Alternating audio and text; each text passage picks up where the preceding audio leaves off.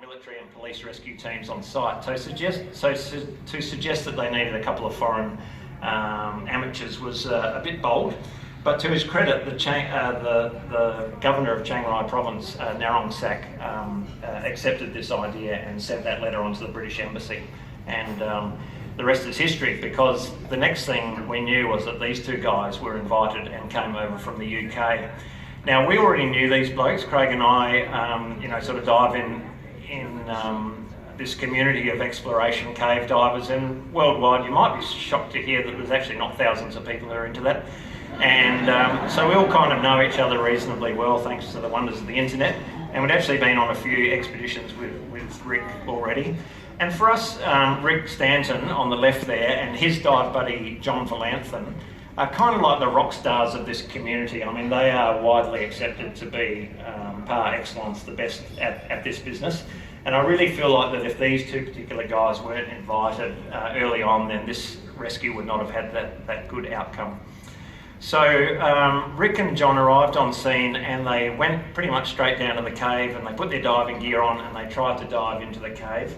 But the floodwaters were actually so strong that they physically got spat out again and they couldn't make any progress. But they kept trying over the next few days until finally on about the Friday night, I think it was, they actually made a little bit of progress forwards into the cave. And just to paint you a mental picture of what that might have been like, close your eyes, obviously, to start with, because the water is like chocolate milk. You can't see your hand in front of your face. This river has flooded, so it's swept up all the mud and dirt from the cave, and it's flowing out.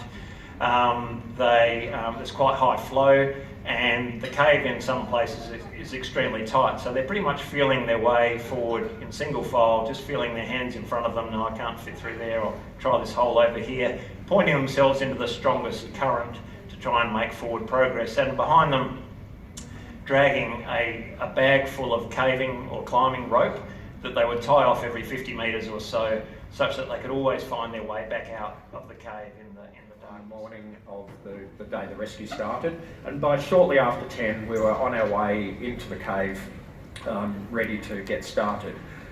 So this now is Sunday the 8th of July, so day 15 after the boys have gone missing, and we're finally ready to get underway.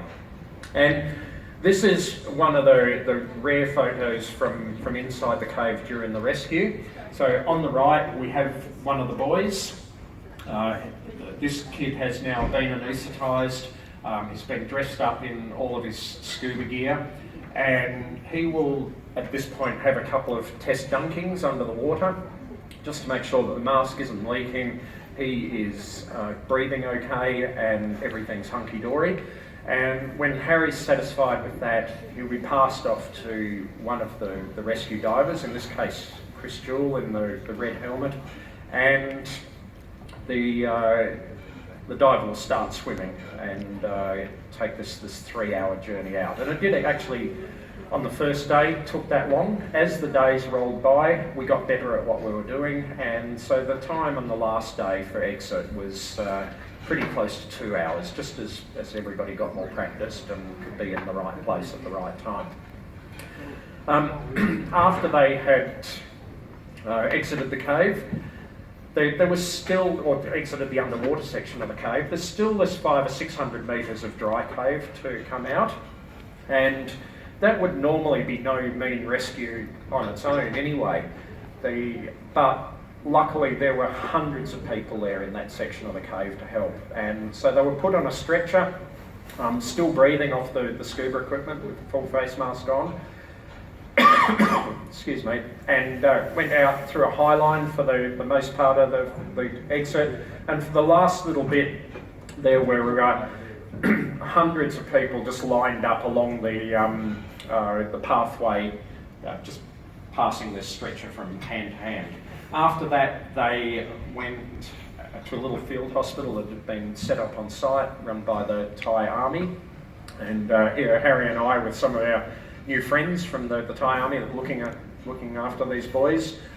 They'd be woken up from the anaesthetic at that point, or at least as far as possible until they were stable and not really in any further danger. And from there they would go in an ambulance and then by helicopter off to the local district hospital, and they had a ward devoted to them up there, so they all sat in there and started eating, and I don't think really stopped eating for the next few days. They had a bit of catching up to do, and recovered until they were sent home to their families. With a full face mask, because obviously you can't hold something in your mouth if you're asleep. But even with a full face mask on, which protects your airway, I found that unless I took some active steps to clear water out of the mask, then inevitably it would just slowly fill up with water and you would drown inside your mask. So I was pretty clear with Rick that was the worst idea he'd ever had.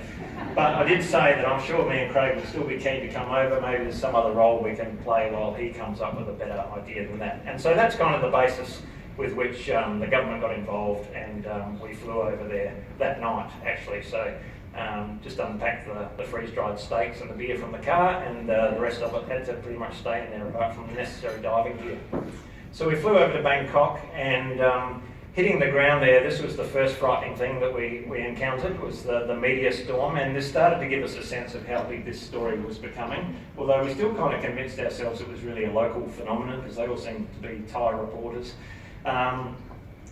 As we flew over, we heard the news that a diver had in fact died in the cave during that night that we were in the air.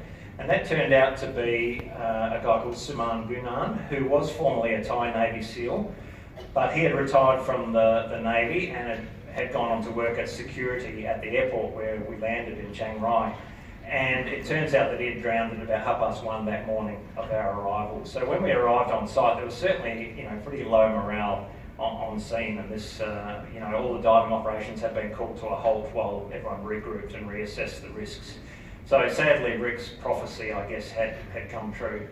Now, from our point of view, our first priority was to find the British divers. They were our sort of colleagues and allies, and speaking for myself, my first thought was I need to make sure that I'm safe and comfortable in this cave, because when someone like Rick Stanton there in the blue shirt says, "Oh Harry, this cave is fine, it's a bit sporting, but you'll be all right," that I can tell you in no way reassured me about the chances of me getting my sorry middle-aged lardy backside to the end of the cave to be able to do anything to help these children. Cleaned up, and there's a lot of rubbish around, and still lots of cables and pipes and that sort of thing. So I don't know that there's a plaque in Chamber 9, but there certainly is at the entrance to the cave. They've built a museum there, which looks very well appointed, and there's this magnificent bronze statue as well of Suman Gunan at the front of that, and there's 13 little pigs circling around his feet to signify the Wild Boars soccer team. So there's certainly plenty of commemoration there. Quick question, how did you decide which boy to take out first? So the answer to that was not what we planned or hoped for. So when Craig and I went into the cave and delivered the kind of briefing as to what might happen the next day in terms of explaining, the sedation, the injections, the diving, and so forth, I said to the diving doctor who was in there, who spoke quite good English actually, Dr. Puck, I said, okay, so tomorrow I want you to get the 4 fittest, biggest kids ready, fasted of course, and prepared, because we feel that we really need an early success. So the strongest, largest kids will be the safest and easiest to anaesthetise for me. So that was the message we left with. We departed. Now apparently Dr. Puck then turned to the coach and said, "Now coach, you know these kids best. Why don't you sort out an order for who should go first?" The coach said to these kids who he'd spent his time with, obviously now you boys have done very well so far, you deserve some independent thinking time. Why don't you sort out an order? And apparently the kids decided amongst themselves that those of them who lived the furthest distance away would go first, because they assumed that when they got out, they would have to ride their bikes.